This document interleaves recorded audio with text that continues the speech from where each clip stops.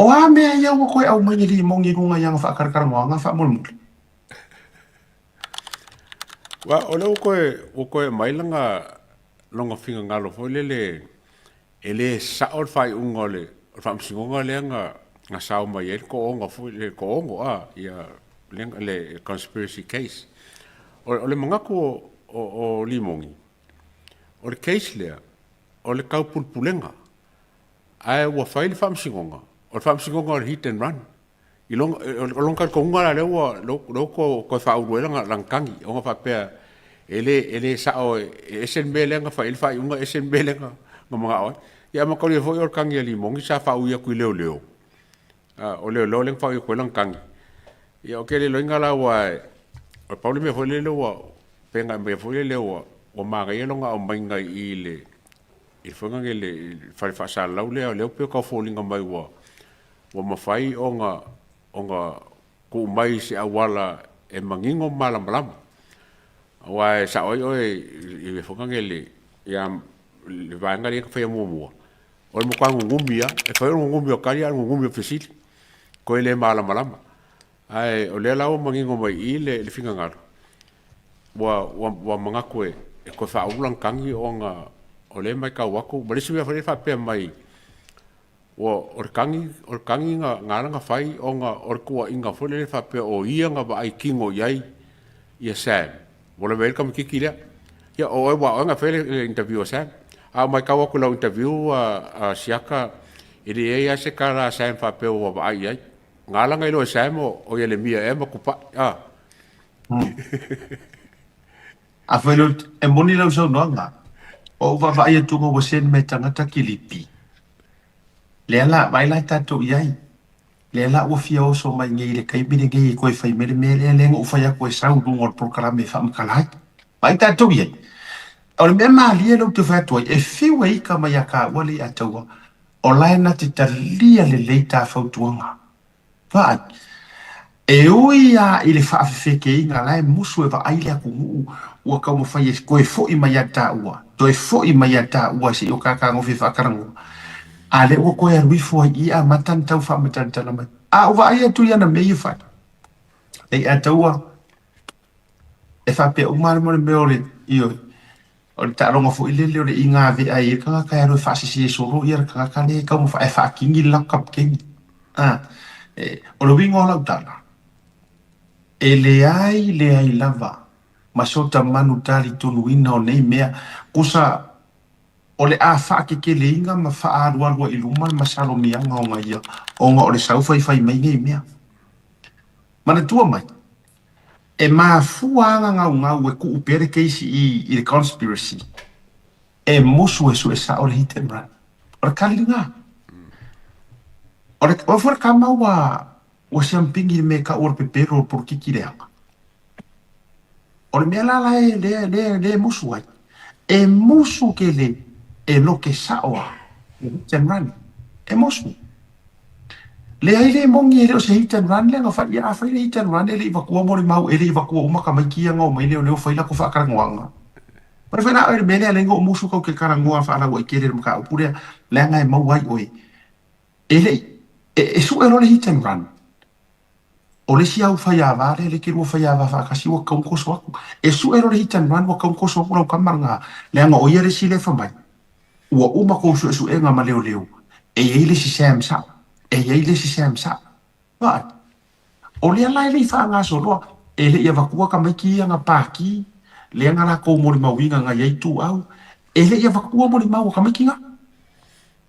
E le ai nga o kou leo ai e nga o kou vai nga ia le kou puripuria mea. Paua nga o kou kamanga le nga aku. Kuroua. Ma whaka o kou mai o e keisi ia la kou mori mau. Ai le se me awa ke popole.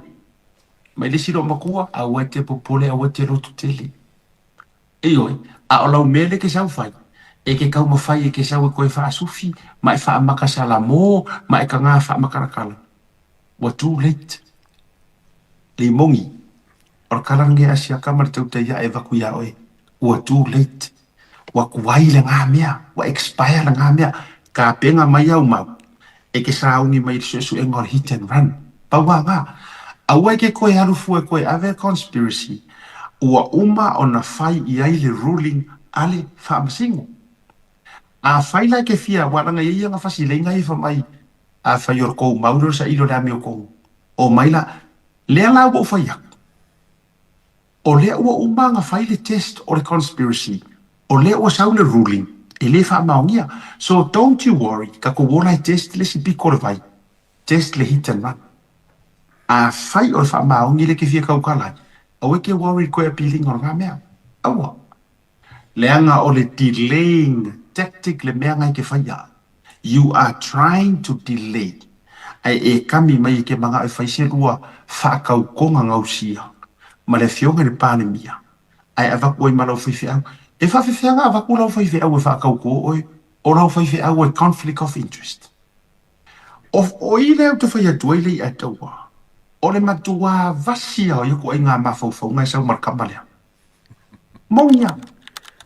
O fese me ke sau ke manga ke whakau ko ai mai lau whaife au. Of course o le alango lango lau whaife au ia o e walanga o e langa mamui.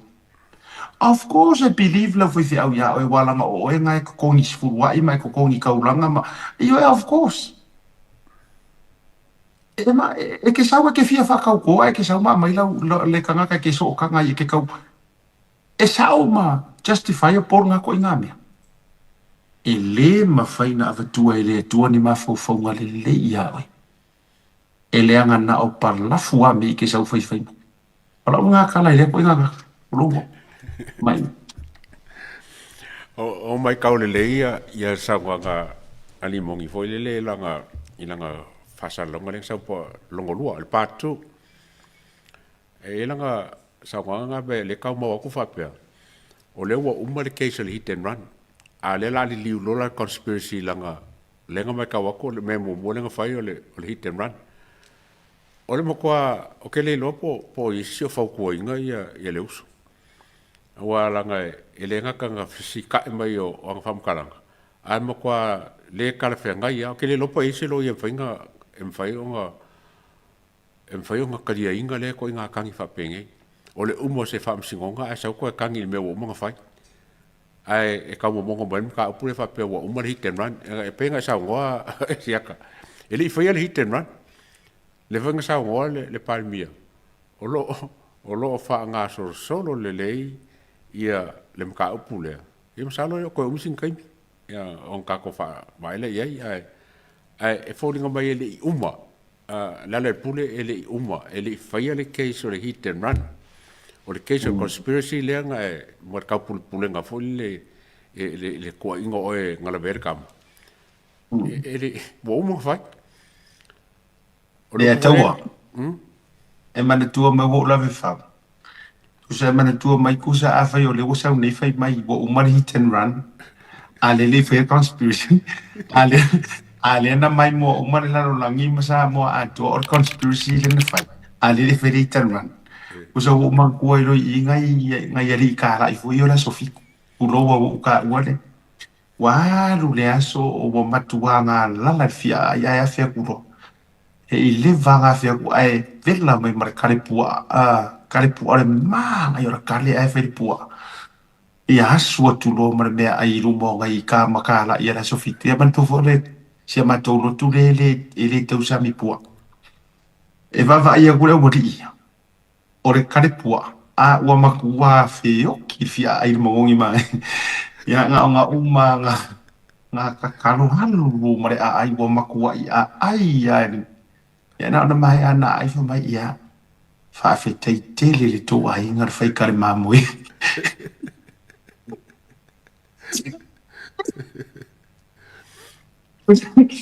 usanga makua i ai mare moki ngor karepua ai nga uma ua fa fe kai. Ba foi na lai ro la ro le ai nga o le bo se wa ai le bodi e o mai ai fa fe kai le anga le oka se mangongi se salo ni kar ma mo usa wala ya ma se ngor bele usa wa ngi mo la ona se ma kila sa sala o conspiracy le ngo ko ke si sa mo ai le usa foi bele life me wo umane hiten nga o kwa Mo ko ale fia ia la foi fa me le ficus fulo mo mau le mo fa ia o mai nga lengi mo mau le fas. Ia e ficus fulo mo mau so le ar mo kwa le nga fa ia mo mau ia nga ba. Le ka ko lo mai le ka ko foi ko ia do mo ka ko fa fa singo ka pa ngo so le mo kwa mo ngol ka mi nga ba ko mo mau. Ia ke longa pe kalia fa singo nga ko nga kangi pe a lo pula ko ile hiten ran. Le e ser case nga la fa so mo case nga salo la pe longa fiku mo fa so longa la la e kai min O fe, o fe ngi mea o le ua kila le la laue e keisi o le pepelo le si o le ngarenga komisinga mua o yo corrupt ia laule le isa fixa kai la foi ka uma le fix up kai mo ko so fengi me wo uma nga fai e keisi fa la nginga on kamaya i ka ko hite i ka ko foi conspiracy ai usa fo ma ia o mo le la mai a liter ma ia le nga ia o le si mea fa mai o mo so ia mama o kilia ia kilia le kilia o le fa fa singo o le si mea ri asiaka o ke le lopo la men ka wai ia ko lupe la mkanga lang pam kalanga fa pe o menga maka mai ko lupe ke fa i o ki anga ia o le a fai lo te fai atu o le wa ua sanga solo tulo ia fa uma mai ele atu u le nata la mana ia pala ga opu mo afita le nga fu e fai anganga le atu no o mo ngana tu so le mena o tu ua sanga solo wa le longa le mo ia arme foi latlia le mo ta ele pisi e pisi a kwai fu marisi ka ngaka masusu o kwai fu marisi ka ngaka la ele o ka ele o le mea tonu na te fa tu sai na le mele o sa nei fai ayatea ai se mea ke kango e wha maungi ai. E a ke wai, ia limong. E mo o mia lau no foi wha maungi ai. Lau ta vale ma lau lengkusa. E mo o mia na ruo mai ma Samuel, o Samuel le ki witness a oi. Ta tia ia la ia tia, tu loa. Ta kia ia la ia kia, ule mori mau o Samuel le po le hit and run. Ai le a kaua, le a taua ma anai. O le moli mau lea wa sili o ngā vanga i eiro urotu. Sile ngā wakwa pe ngā ngā u. O le moli mau lea wa sili ngā vanga i eiro ka loko e fia mo o mia i la se whakau konga po se whakarangoanga whakasi e Sam ma le lile o limongi. O le taimi nā alu ai Samuelu le fale o limongi. Lea ngā o i o le details manga kua va ve au le moni ba wisa mo le hit and run ele i mangingo ngi foringo se ri mongi se kala Samuel ele i mangingo nga o le Land Cruiser ma le upo pau nga a o le mangingo la e nga uaru waku malanga ke le fongi le nga pu e ai le aka ai faifo i ra kanka e sofa ya yele mia sua o le ka vale li mongi malu ai loa ya do Utah o ingala le ale a tawale o te whai atuai. O i lea makua i furi sai ai lo uloko e a fuai ngo whai aku. E ka kaua makua testa na mori maulea e te minga o ia. E ka kaua ko e o leo. A e wa ai nei murder trial ma mea fui ngai. E ko e o leo a ver ka ngaka le witness e ko e wha sa vali le dei. Wha sa vali le dei le mea lenga ko e wha makala in details. And that's my challenge. A o whaafonga mai le fionga le ripani mia o yo fo mingi skao leo.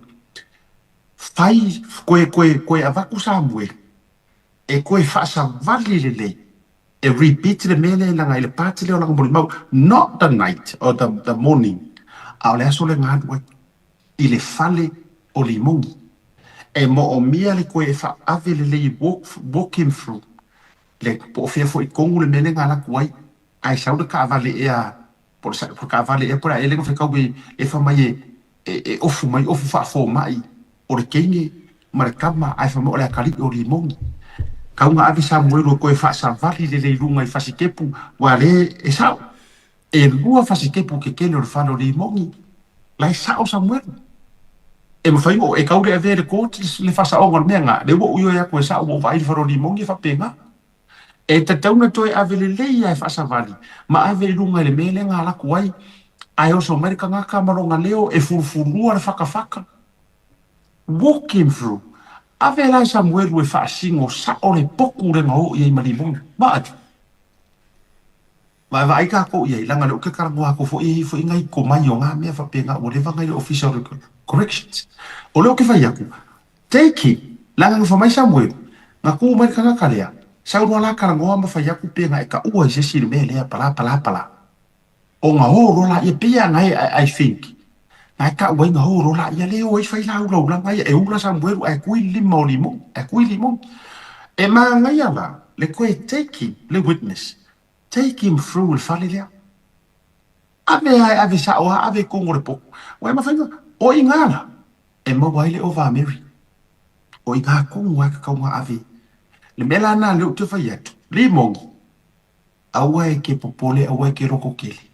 E le i o or kai me e su e me ka or hit and run. E su e roa, or ko i ngā maanga le nkarangoi i karasa.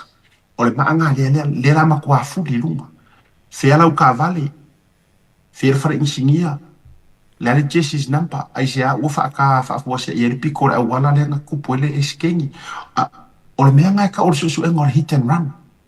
Ai le i whaia whakasi se ngā mea le nga whaingi. Pa wana mea le nga whaingi. Nga ole la unga ku ngolo vai nga le nga la upu whaila ko mori ba.